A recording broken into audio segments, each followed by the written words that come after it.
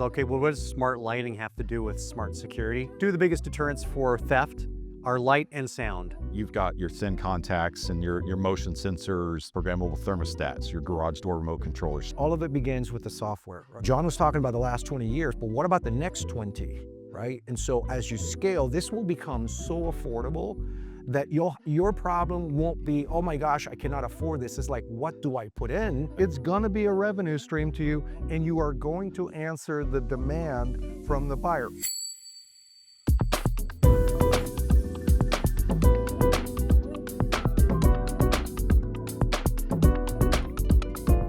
I think for a long time, these were separate words in the classification system. There was security, and then there was smart home and automation, and then just over the last 10 years, they've really come together. I want to introduce our presenters. So I've got Ron Evans here, Business Development Manager with NICE North America. I've been in the AV security control industry for a combination a little over a decade. Used to be in home building at Pulte Homes. So played in both realms, and just love selling fun stuff to make homes fun to live in and protect them at the same time. It's important to do things you love. Oh yeah. Marco. Hello. Yeah. I had to. I saw that one coming. I heard it coming on teleconferences before. So good morning, everybody. Marco Osio. I'm with Alarm.com. Background is in tech, over 25 years selling to telcos, and most recently in the smart home security with builders. And so I'm thrilled to do that. And really what I geek out on is helping builders optimize their operation and improve their capture rates, their NPS scores, and overall buyer satisfaction. Paul.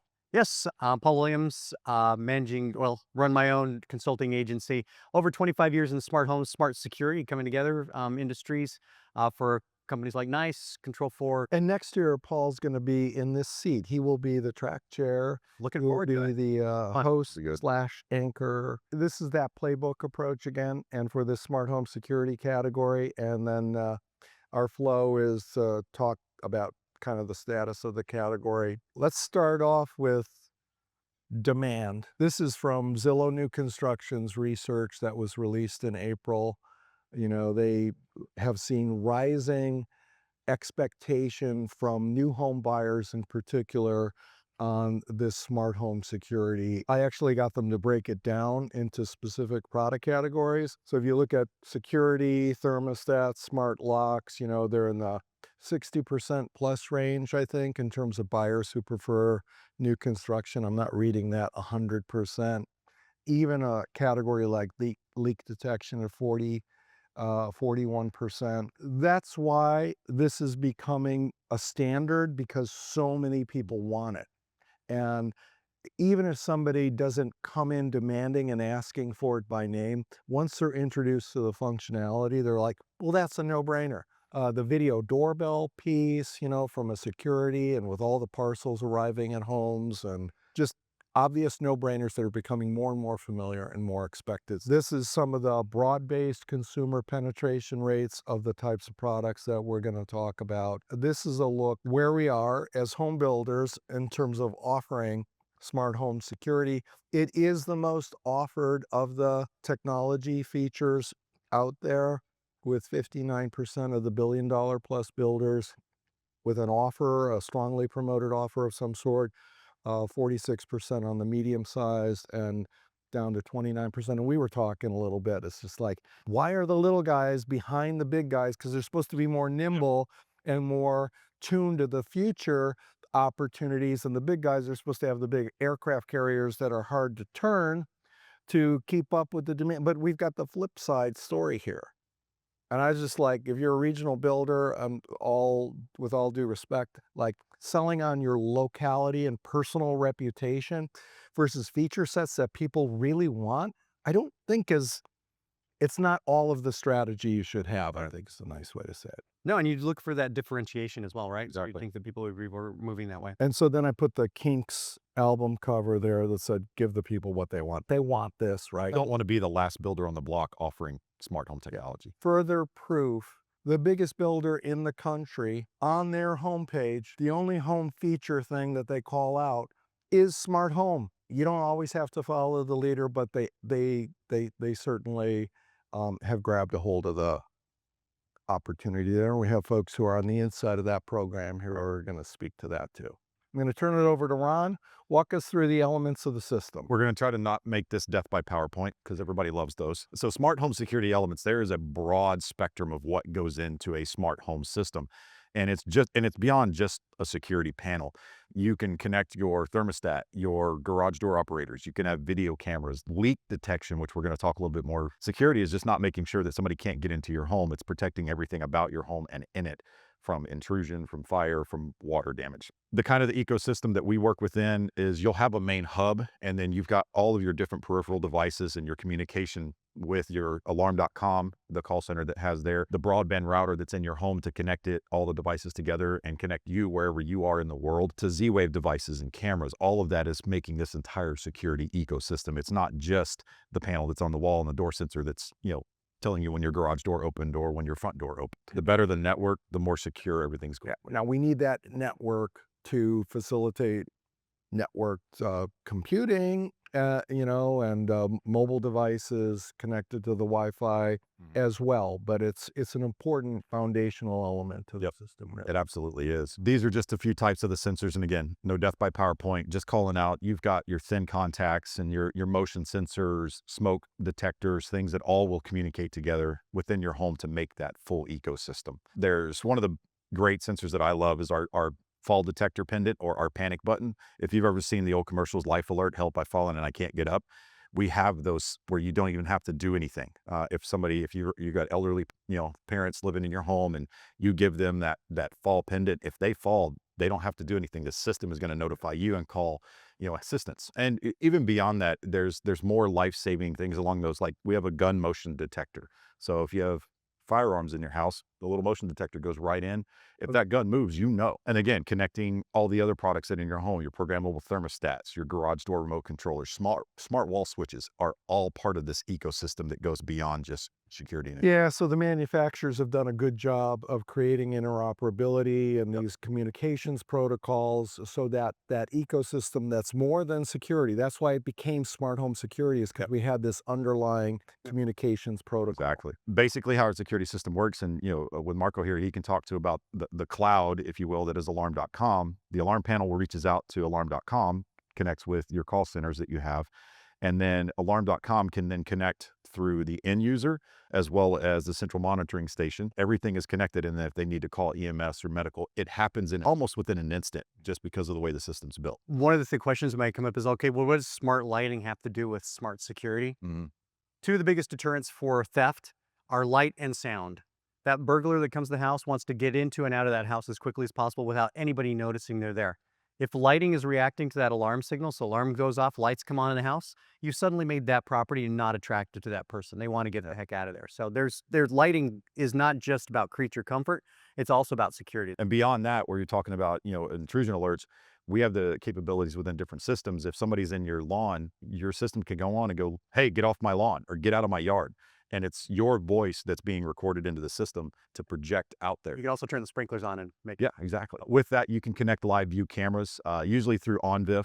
Some, depending on panels from different manufacturers, you can do up to 8 different live view cameras that you can view from anywhere in the world. So you've got peace of mind. And then I was like, you know what? I want to check on my house. I want to check on my pets. Even going back to your sensor category, and surveil, it's not just for security. Yep. It's not just personal protect. It's situational awareness. It's checking in on the house, what's going on around the house. So it's not just the security piece that all these technologies are being deployed for. Peace of mind.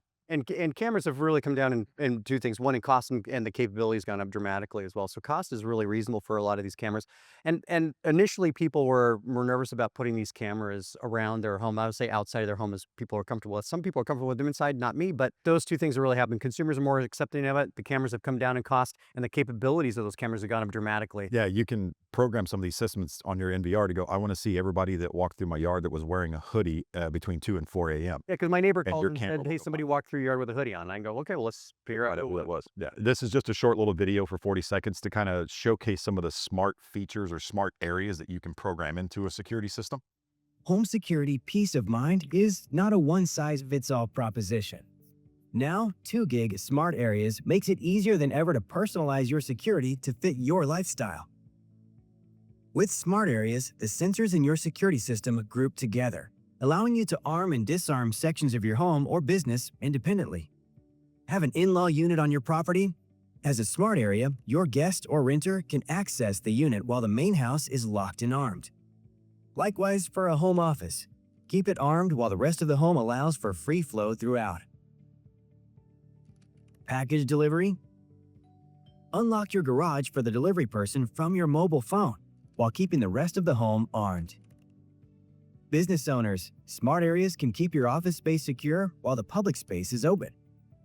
Smart Areas are easy to use, and with the self-contained 2 Gig GC3 panel, Smart Areas are easy for your security dealer to personalize to your needs. Smart Areas, only from 2 Gig. Step up to enhanced peace of mind. Learn more at 2gig.com. This is, like I said, just a short little video to kind of showcase what you can do. And not only in the homes that you're building, but also in your showcase homes or your model homes where you've got office space. And at the end of the day, if your office staff doesn't want to walk around to all the doors and double check and make sure everything's locked, they can just walk up to the panel and go arm and everything shuts down for them. And as we were talking about earlier, it goes beyond just home intrusion. We actually have the capability of detecting leaks now with small little sensors that would go into any area. So if your homes are being built with basements, basements are prone to flooding, we can actually put a sensor in that home that will detect that leak and immediately shut off the water valve to the home. So the damage is minimized to hundreds of dollars instead of tens of thousands of dollars. And I think there's more damage done to homes by water than fire. Yep. right? 30% of the claims for insurance are due to water. Second only to wind and hail, which is the first one, with about 41%.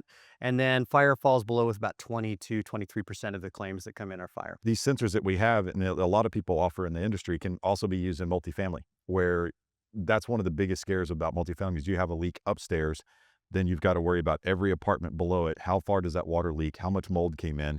Whereas if you have this in that apartment, it would immediately shut the water off and your damage is minimal. And then beyond that, the fire protection. This is really important when your alarm smoke detectors detect a fire, shutting off the HVAC, because the last thing you want to do is start pumping smoke throughout the entire home, causing more damage. It will unlock all the doors so people have easy access to get out, or firefighters have easy access to get in. Relying on the code-driven smoke detectors that are just sounding an alarm at the house, not a good strategy from keeping your house from burning down.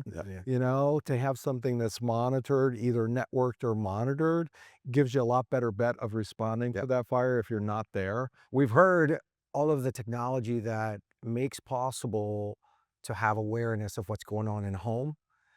And all of it begins with the software, right? So what unifies the experience, Alarm.com is at the forefront. We are best-in-class platform. One of the things that makes us that is we have an ever-expanding ecosystem. We have thousands of devices and SKUs that integrate into the one single app experience that your buyers can enjoy all of these automations that we're describing here for you. And this is very, very important when it comes to specifying what you're going to put in the home, because you have budgets that you have to adhere to and you have strategies that you have to adhere to. In terms of the customer experience, we never sell our data, right? I mean, I think data privacy is super, super important. We all know what happens with video, especially if you have indoor cameras, right? You never want your personal information in the hands of anybody else but you. With our platform, no one can see that's not you, your video feeds. I see builders as an enterprise that has two fronts. You have the operational efficiency that you're looking to automate and secure, as well as your production product, your homes that you sell. Like, you want to optimize that sale too, using this technology of keeping it home safe and secure. And so with one unified experience, both sides of the house give you the intelligence to act quickly. And then don't forget, we're always at the forefront. So more than 16% of our annual budget goes to research and development consistently on new technologies. And I think that this is very, very important to just find out, what are we going to integrate with next? What are the new protocols to communicate with? John was talking about the last 20 years, but what about the next 20, right? And so as you scale, this will become so affordable that your problem won't be, oh my gosh, I cannot afford this. It's like, what do I put in that benefits the buyer that I'm attracting with my product? If you go to Alarm.com's headquarters in Tyson's Corner, Virginia, it's like an Amazon, type headquarters, right? And it's not just for show. There's a lot of operational stuff. There's a lot of pride that they take on the information security piece.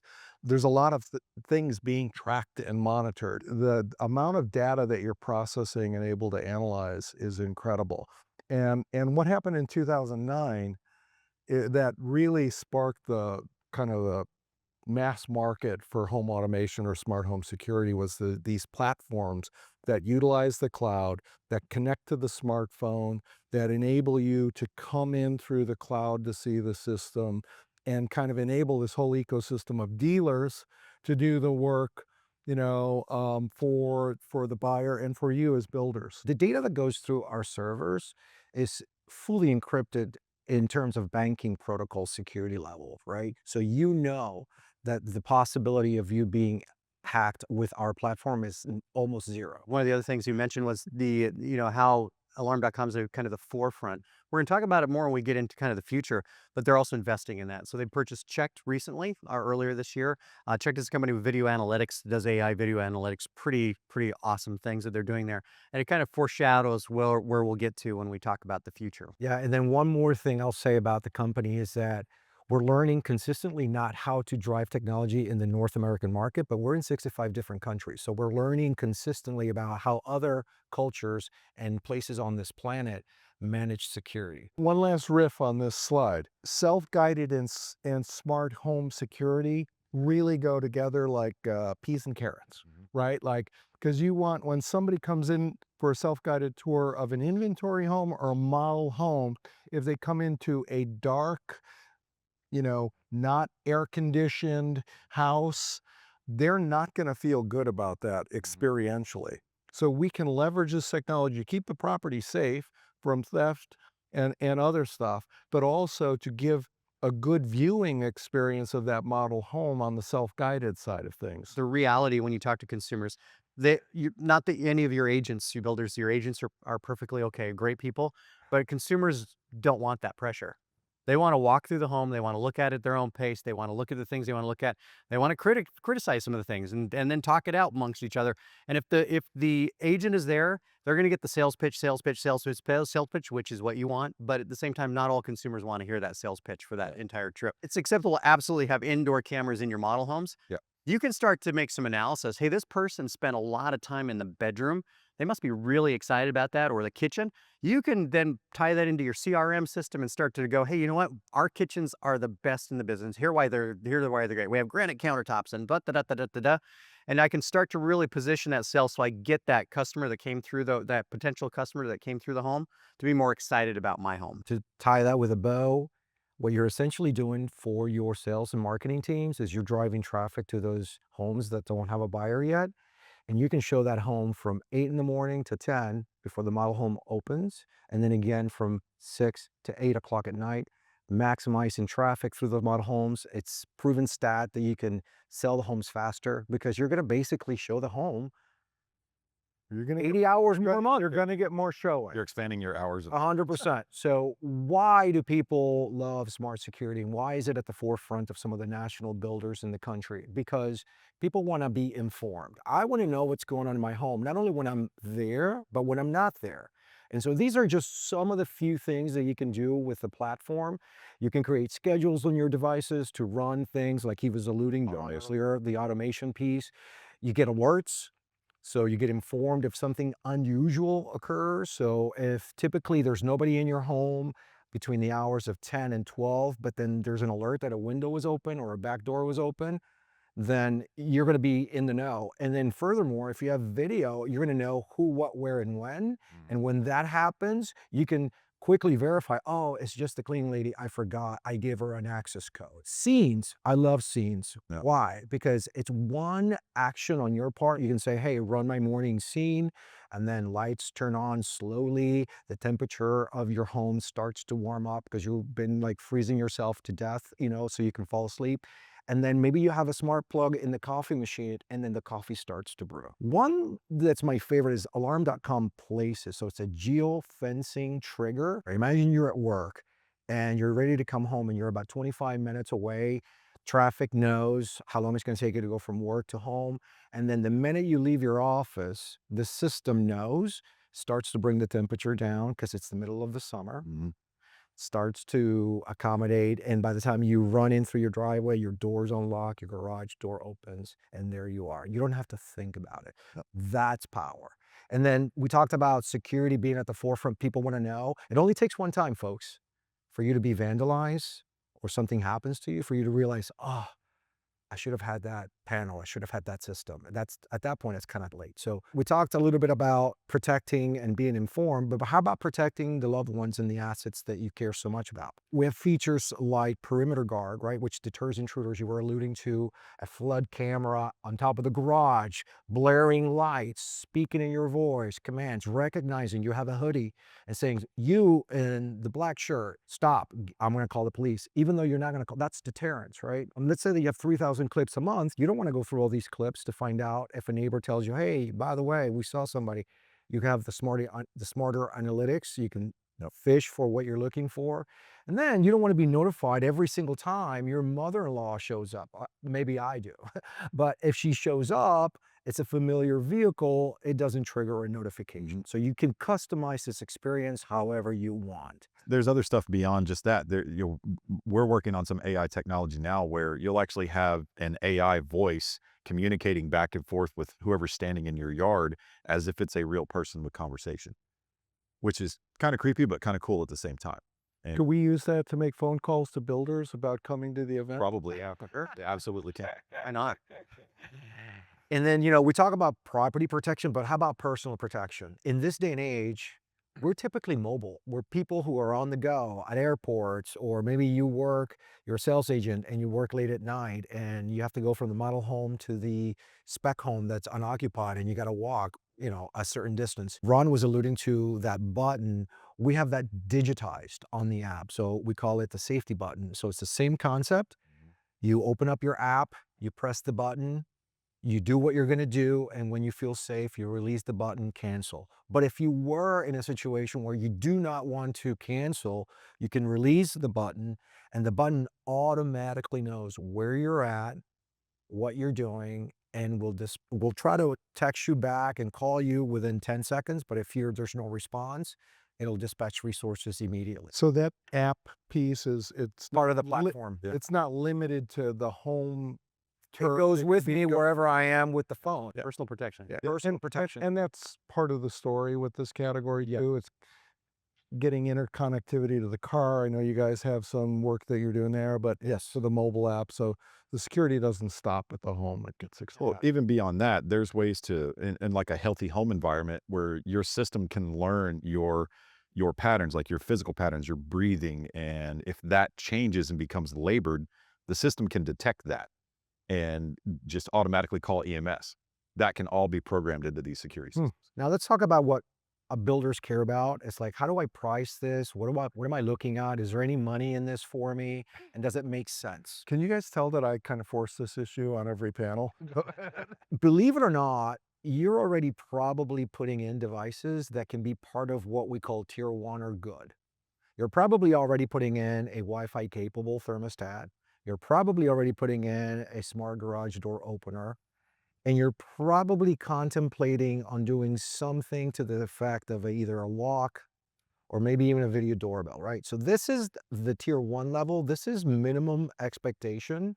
And if you ask me, hey, Marco, what would be the one thing that I need to look at? John showed earlier a chart where video cameras and video doorbells are the two most sold through distribution categories over the last 2 years, to the tune of 20% increase year on year. So if that doesn't signal that the market is wanting that device, I don't know what else is. If I'm you, I'm thinking I have to do video, and what's the easiest way I can deliver a video experience that'll satisfy curiosity and being informed in the know? It's video doorbell, right? So that's why that's good. If you're going to sell it as an option, you can possibly expect through your third-party integrator somewhere around 20 to 25% margin on that.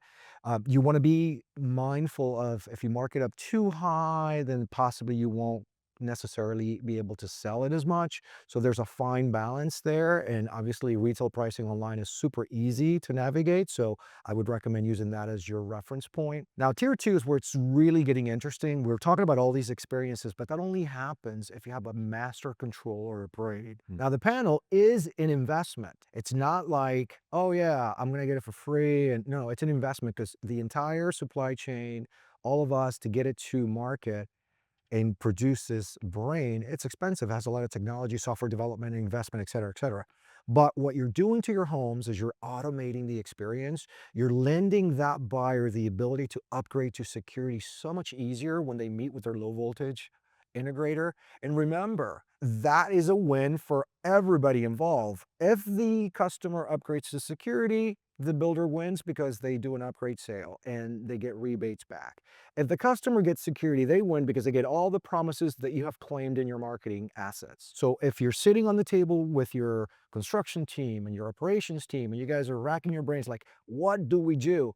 Look at categories that are no longer taking demand, like in the low voltage category, you can repurpose a lot of those dollars and shift them over to technology to get a bigger bang for your buck. Now, Paul, can you just talk about a little bit about the evolution of the brains, the smart home control, the hub, whatever the hell we want to call it? Yeah, if you go back 2 decades, we had hardwired panels that were wire was run everywhere. I'm sure you Bill has been at it for a long time. Knew the low voltage guys would come in and they'd start stringing wire all through your houses. And so all the windows got wires, all the doors got wire.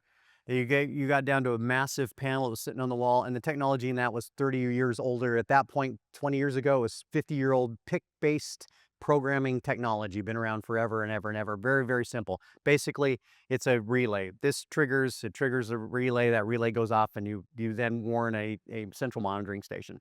So we started there. And then 2 gig, well, actually, it was the first company to come into this space that said, hey, we're going to think about this differently. They came up with this touch panel solution here, and it was a hub. And that hub would communicate, and it was a combination of wired devices and wireless devices. Wireless technology was sort of getting there. We had Zigbee and some early Z-Wave things that were happening around that time frame. But really was still a lot was dependent on the wire in the building there. And so still required a technician to come in. They'd still drill holes through your beautiful casings on your doors and run wire through them. But it rapidly got to, as John was mentioning, we got to this Moore's Law kind of capability where the technology really started to gain was when we started to add in the capabilities of the microprocessors that got faster, less expensive. And then the wireless technology really got robust.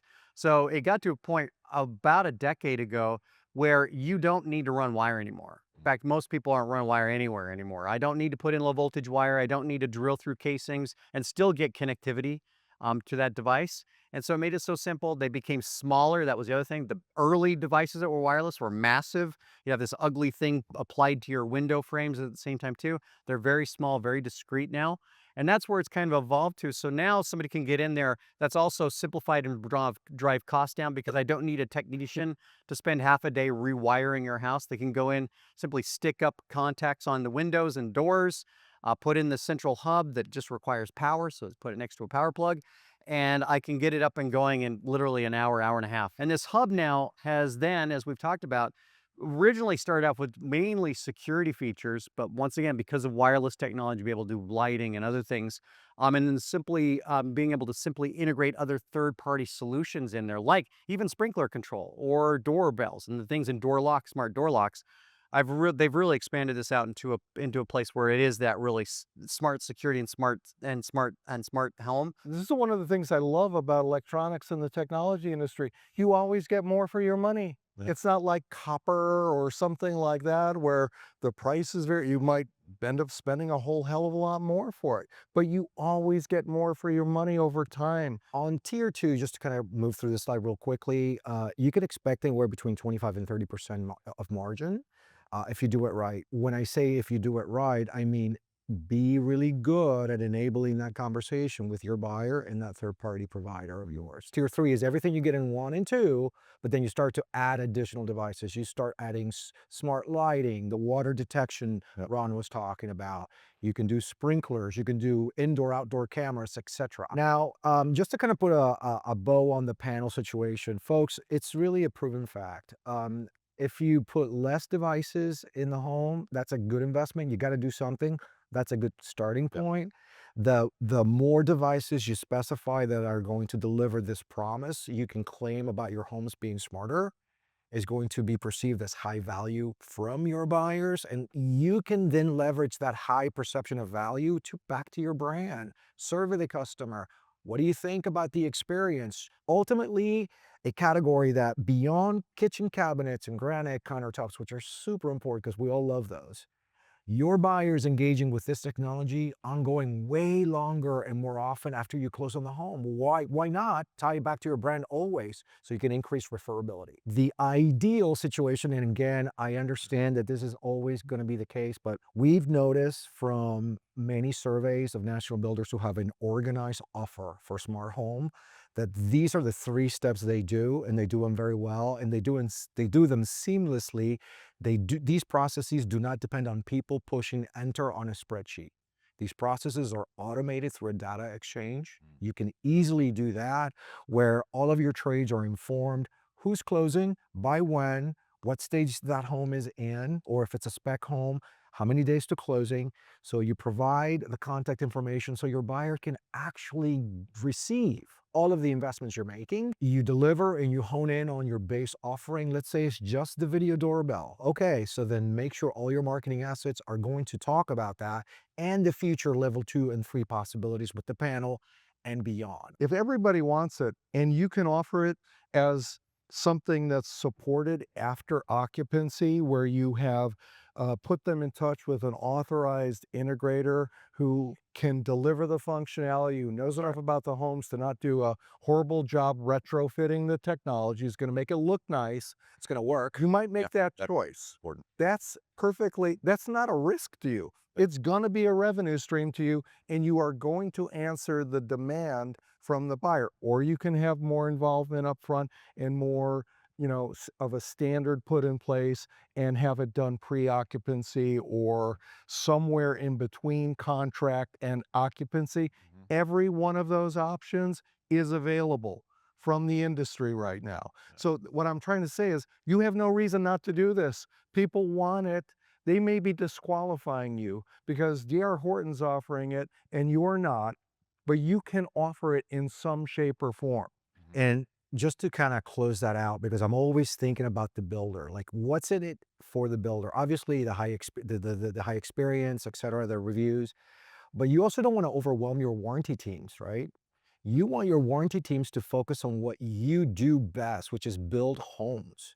Let this technology be spoken for by the integrator, who is a subject matter expert at that.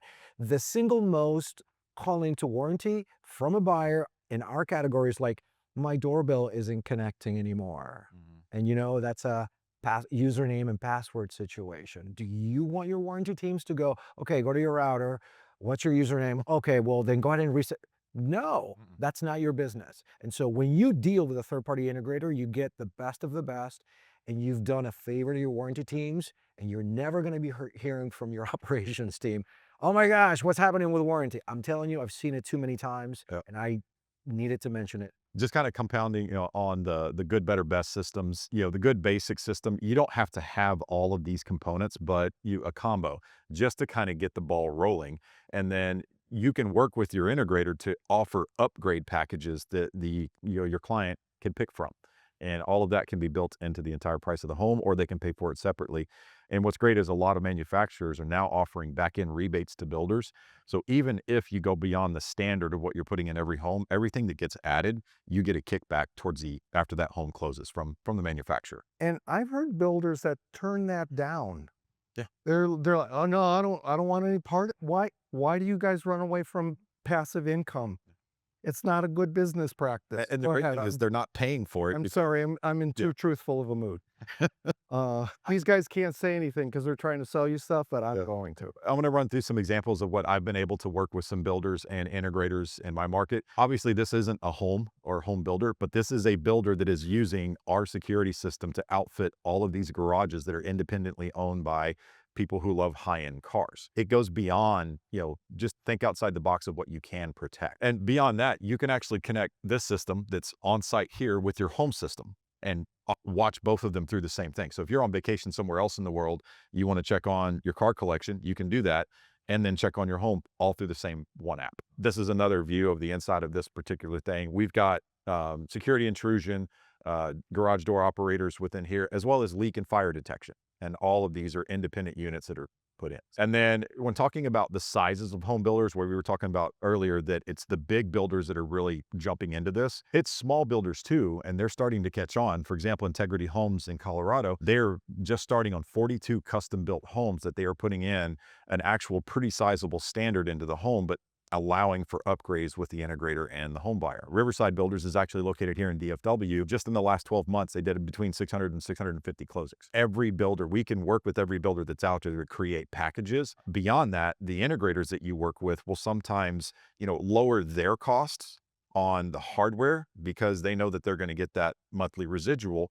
working through Alarm.com on the monitoring service, which helps lower your costs and increases your margins. John had talked about earlier in the presentation that alluded to D.R. Horton knowing something that perhaps most builders did not. And, this program is probably about going on its 6th year now. What they decided to do then is to go all in. And I'm sure that's a go-to-market strategy for sure. But what is presented now to all of us is that within a mile or two of your community, same buyer that's going to drive through your model home will most likely tour a D.R. Horton home. We're all human. We go back home with the both set of brochures.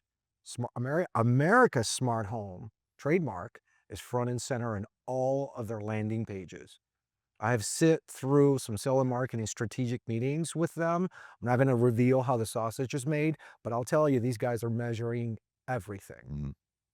And so much so is the case that they've decided to put it on their Express product, their Horton Traditional Series, their Active Adult Freedom, and the Emerald Collection, the $1 Million Plus. All the devices get delivered after the home buyer moves in, get marketed before the buyer moves in to learn more of the upgrade path. And there's money for these guys in putting this in. They don't shortchange anything, and they figured out something. So they don't do upgrades. These guys, every time you sit in a meeting with these guys, they don't do upgrades, but this they do. It's standard across all home types. They have 6 features. So video doorbell, thermostat, garage door, unified experience on the app, one smart lighting, Amazon Echo, and the door locks, of course. So they've gone with a pretty fully functional standard. Every Standard. included feature. So, and then there's upgrade that's built on top of that. On top of that. People see that. Because every single They get light switch. revenue share on the upgrade, right? First they upgrade. 100%. The and bigger standard you start with, the easier it is to add on the upgrades. They're like, well, I already have this, and it's not that much more for me to go to here. Yeah, when we used to just put, conduit or dark fiber structured wiring in houses, like, oh, we're going to future proof it, and we showed no active benefit, that's a loser. Yeah. That's a recipe for a lot of dark fiber sitting in a house. Yeah. It's the same sort of thing. We got to give them some of the active control so they get the benefit. I invite you to go and tour this page, take a look at it, look at the copy that's being presented to the buyers, and then trace it back to the social media channels that you're a part of and see how they're playing out the journey for that digital buyer. Because you all know it all starts with, in Google or whatever search engine, new construction near me, and then, all of these assets will pop up, and these guys are on the top. We are in an unprecedented and exciting time, and really it's driven around a lot of technologies coming together. We talked a little bit about Moore's law and the technology that comes into the products themselves, but AI is driving some massive development here and coming together with hardware solutions that are there. Now, another part of that is pretty exciting technology that's coming. I mentioned earlier, I'm not a big fan on cameras inside my house unless it's in a model home. That's just me. I'm sure most of you are in that way too. It's just that privacy part of that. Well, one of the great things is we've got some new technology coming out. It's millimeter wave. It's basically radar. And what it does is it allows for you to put a small device in a room and to be able to detect when somebody is in that room. Not only can I detect who in their room, I can tell if they're standing, sitting, laying down. So I can start, especially with elder care, which we'll maybe touch in next year, is if somebody's laying down in a kitchen, probably you've either had a really great party or there's something bad that's happened. And in any case, you probably want to notify something that there's an issue there. Somebody's laying down on a bathroom floor, also probably not good either.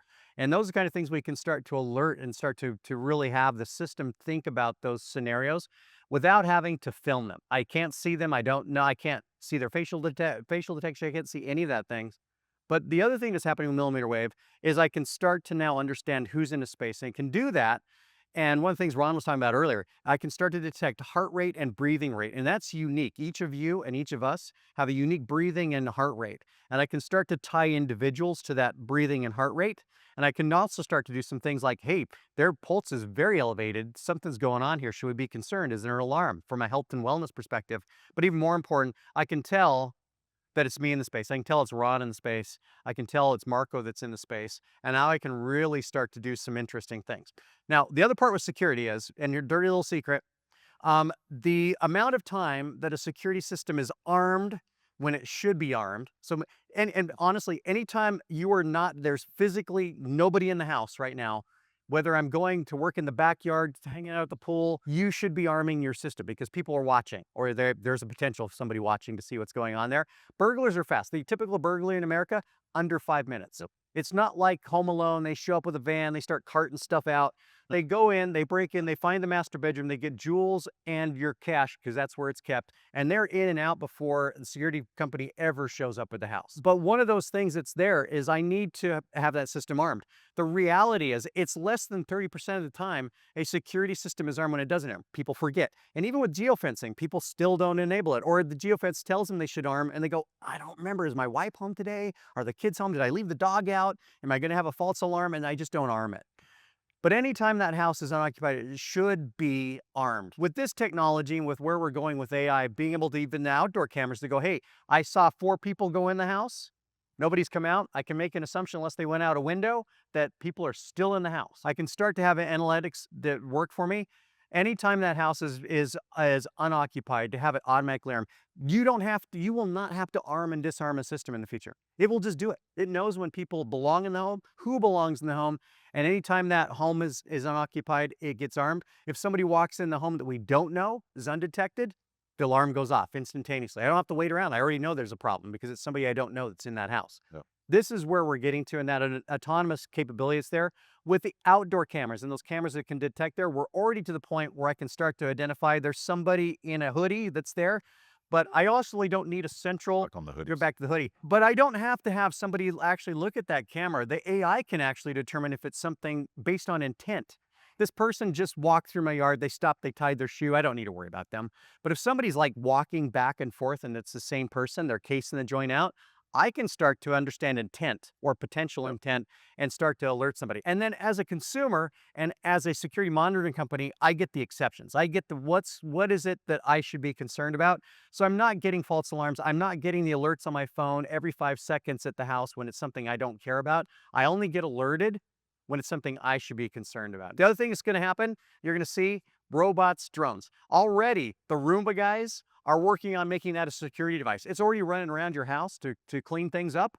It might as well be able to manage the space and understand, does somebody belong in the space or not belong in the space? Is there somebody that entered the space that shouldn't belong in that space? So it can start to do those kind of things. Robotics will come into play. Drones come into play as an extra security measure.